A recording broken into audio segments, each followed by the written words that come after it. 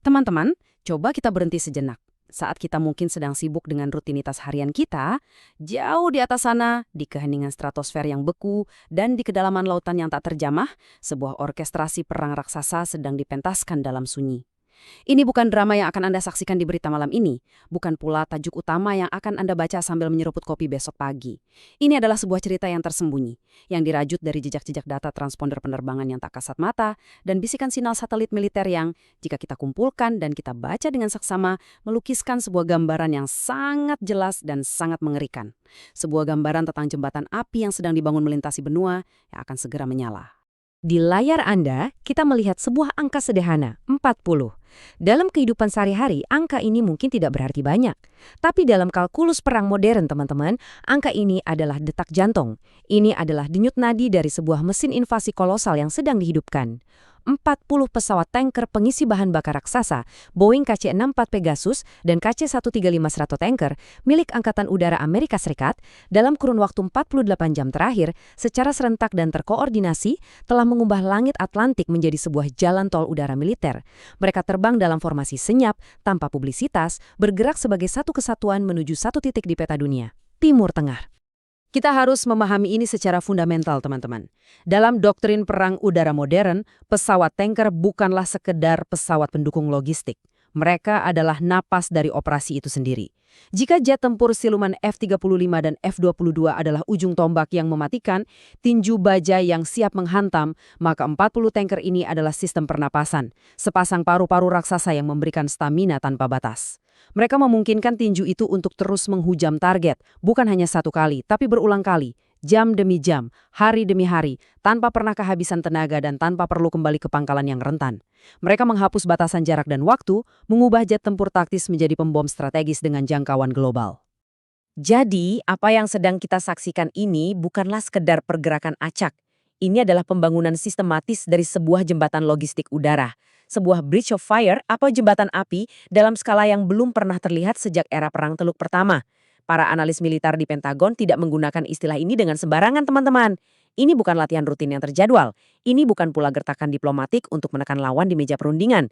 Ini adalah rantai pasokan perang aktif yang membentang ribuan mil, sebuah sinjal yang begitu keras dan begitu jelas bahwa era spekulasi telah berakhir dan bahasa angka yang brutal telah dimulai.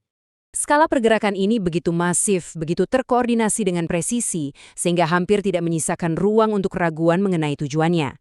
Dan keraguan terakhir yang mungkin masih ada, kini telah terhapus oleh sebuah laporan terbaru dari Axios yang mengutip sumber-sumber internal di lingkar dalam Gedung Putih. Laporan itu mengonfirmasi apa yang ditakutkan banyak pihak. Perintah untuk memulai serangan pembuka bisa keluar bukan dalam hitungan minggu, tapi dalam hitungan hari. Pertanyaannya bukan lagi jika, tapi kapan jembatan api ini akan mulai menyalurkan gelombang pertama serangan udara ke jantung pertahanan Iran. Oke, sekarang mari kita bedah lebih dalam.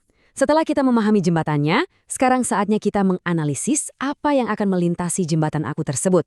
Apa sebenarnya muatan mematikan yang dibawa oleh infrastruktur perang kolosal ini?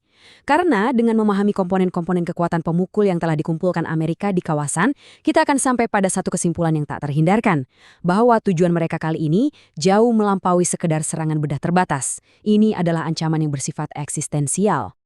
Angka-angka ini, teman-teman, menceritakan sebuah strategi serangan berlapis yang dirancang untuk supremasi total. Lihat perbandingannya di grafik ini. 48 unit F-16 adalah ujung tombak, para pekerja keras yang akan menghujani target-target permukaan, pangkalan militer, depo logistik, pusat komando, dengan bom-bom berpemandu presisi dalam jumlah masif.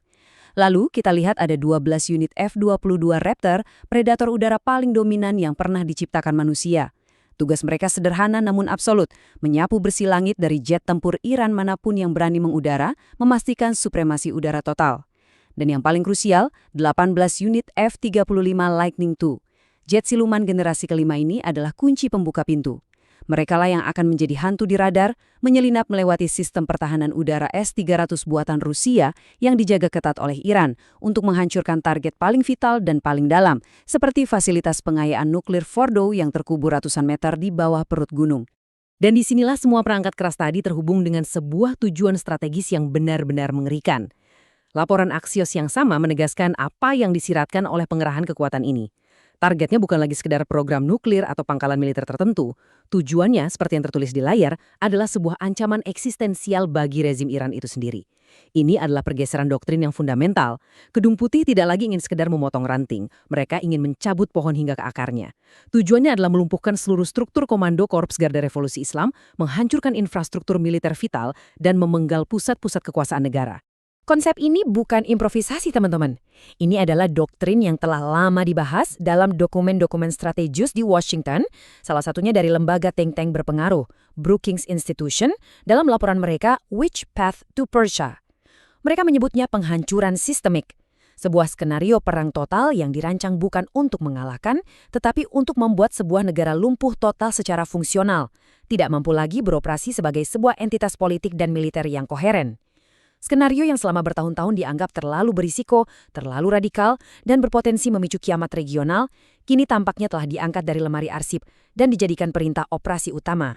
Namun, untuk memahami mengapa Amerika Serikat, sebuah negara adidaya, berani mengambil pertaruhan sebesar ini, pertaruhan yang bisa menyeret seluruh dunia ke dalam konflik, kita harus memutar waktu sedikit ke belakang.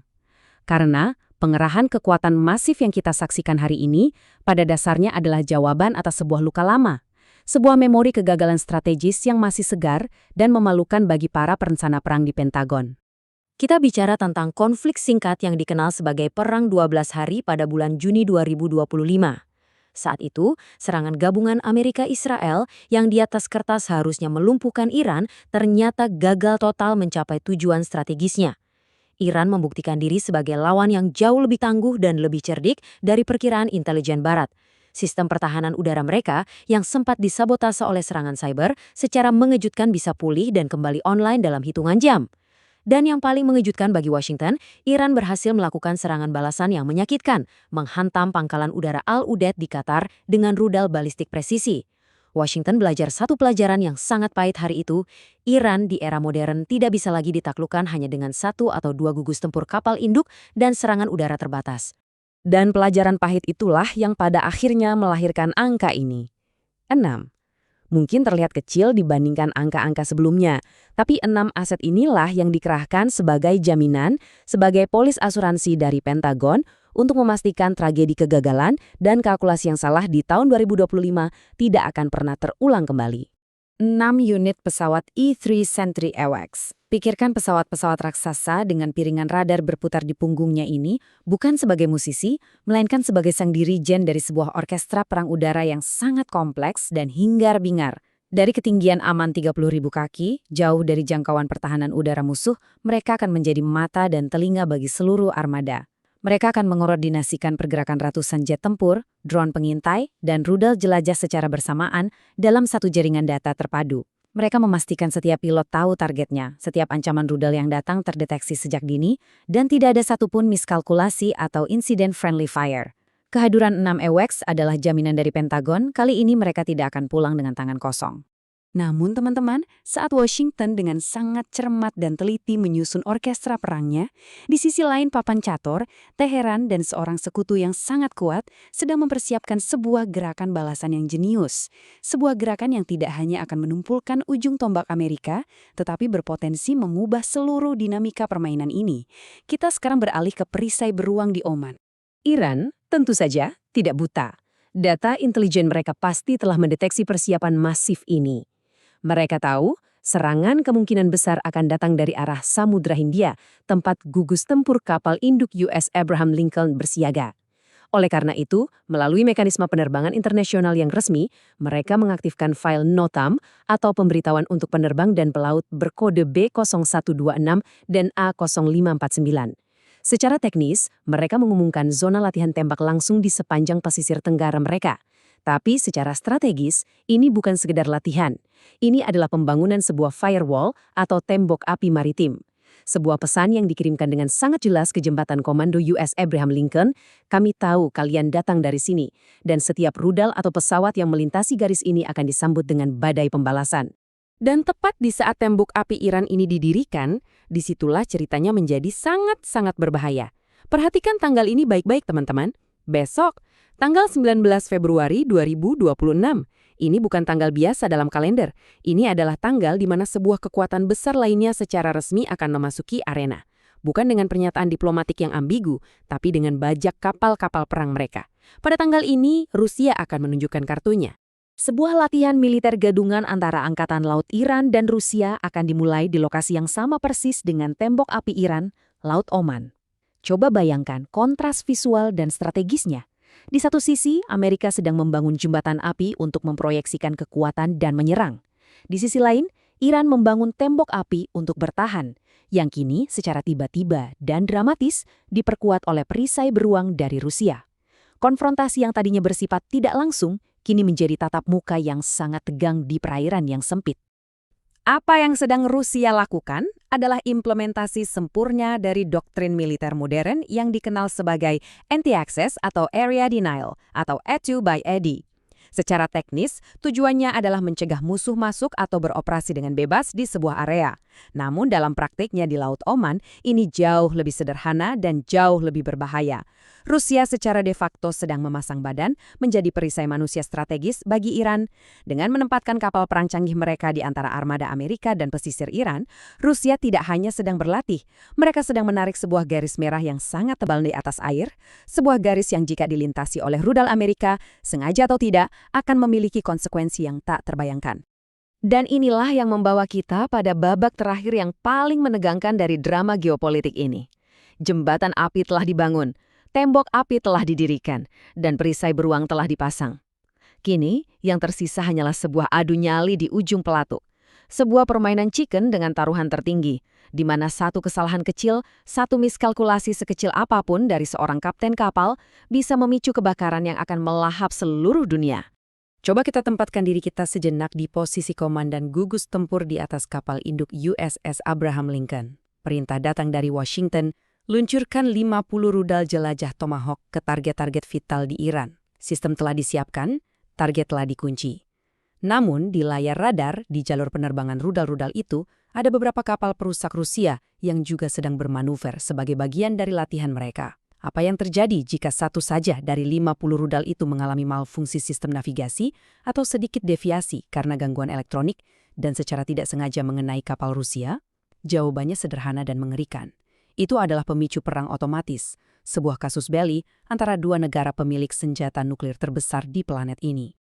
Dan tekanan untuk bertindak terlepas dari risiko yang ada, tampaknya semakin besar. Sebuah bocoran informasi dari seorang penasihat Gedung Putih yang dikutip oleh media menyebutkan bahwa probabilitas aksi militer telah mencapai 90% dalam beberapa minggu ke depan. Angka ini menunjukkan bahwa faksi pro-perang di Washington kemungkinan besar sudah memegang kendali. Kalkulasi mereka dingin dan brutal.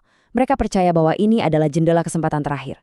Jendela terakhir untuk melumpuhkan Iran sebelum aliansi strategis yang sedang tumbuh antara Teheran, Moskow, dan Beijing menjadi benteng yang terlalu kuat untuk ditembus. Jadi, inilah kesimpulan yang tak terhindarkan dari semua data ini, teman-teman. Kita sedang menyaksikan sebuah kebuntuan strategis yang absolut dan sangat menakutkan. Sebuah strategic deadlock.